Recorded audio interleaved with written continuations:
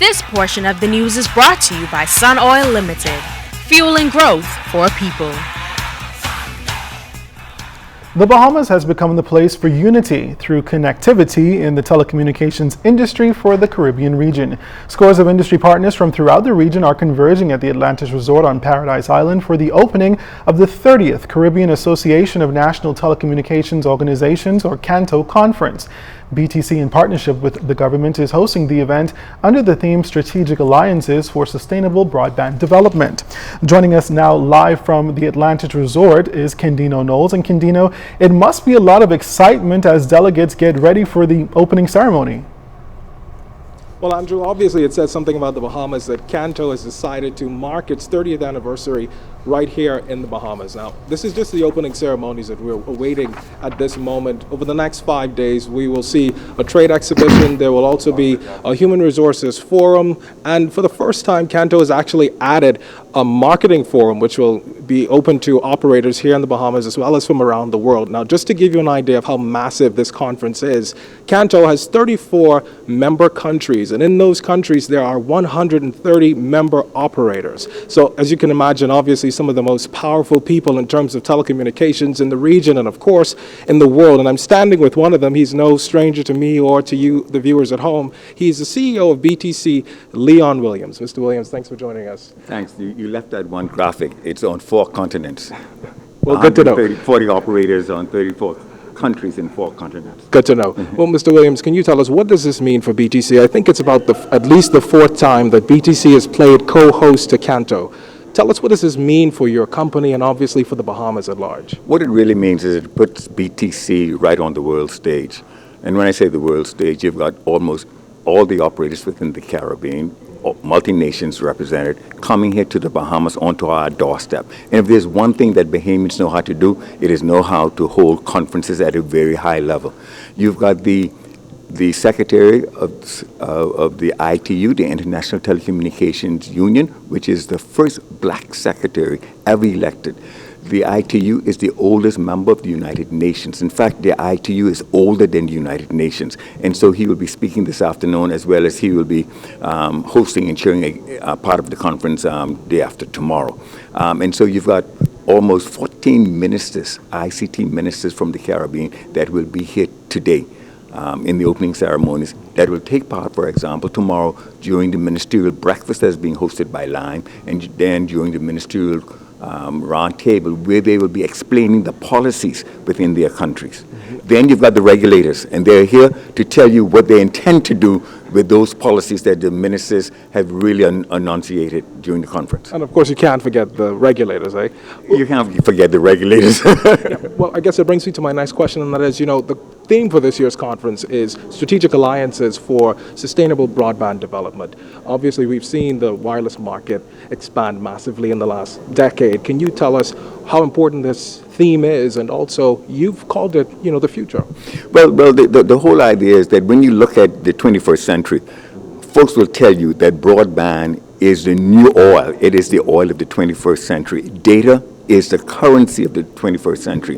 The Bahamas government nudged BTC back in 2006 to build a national broadband network. We refer to it as the BDSNI cable that connects 14 islands on a very self-healing ring with a spur all the way down to Haiti, so that we could start to lift the broadband capacity of the country.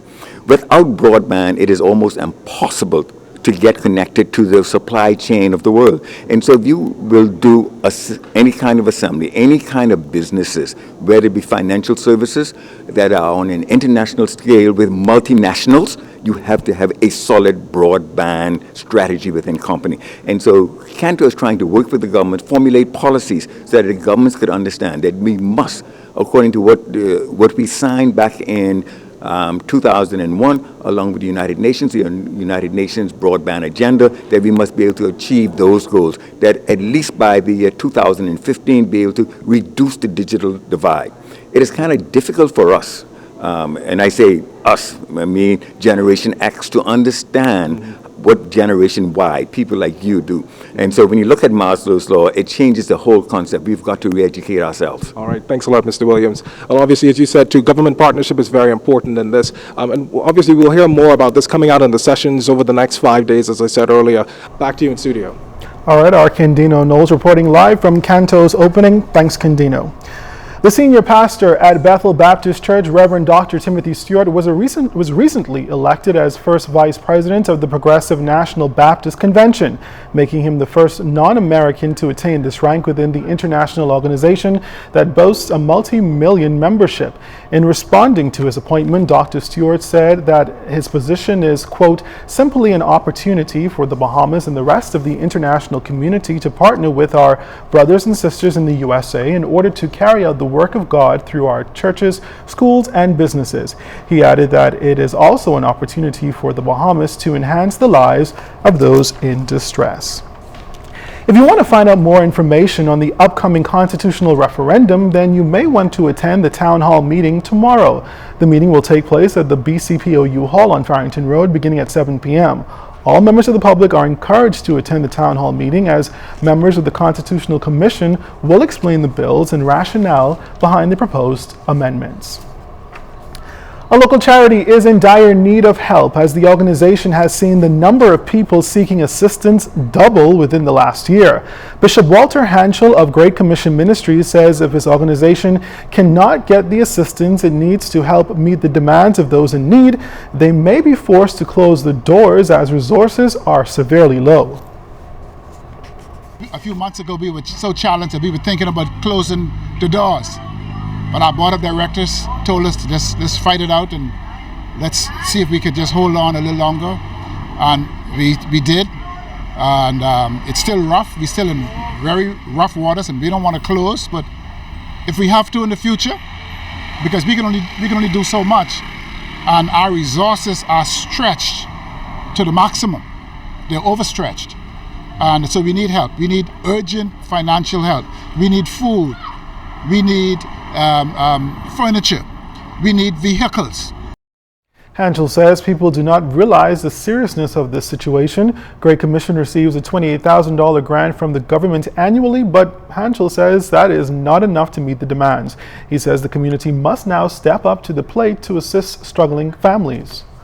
The homeless population in the Bahamas, in particular New Providence, has increased vastly. Not only homelessness, but you look on the street, there are so many beggars everywhere, every street corner. There are beggars.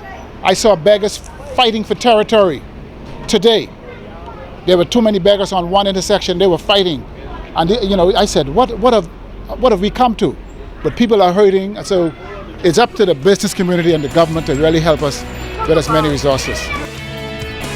Well, still to come, ZNS Total Sports and a look at a whole week of baseball. You're watching the Bahamas Tonight, the weekend edition.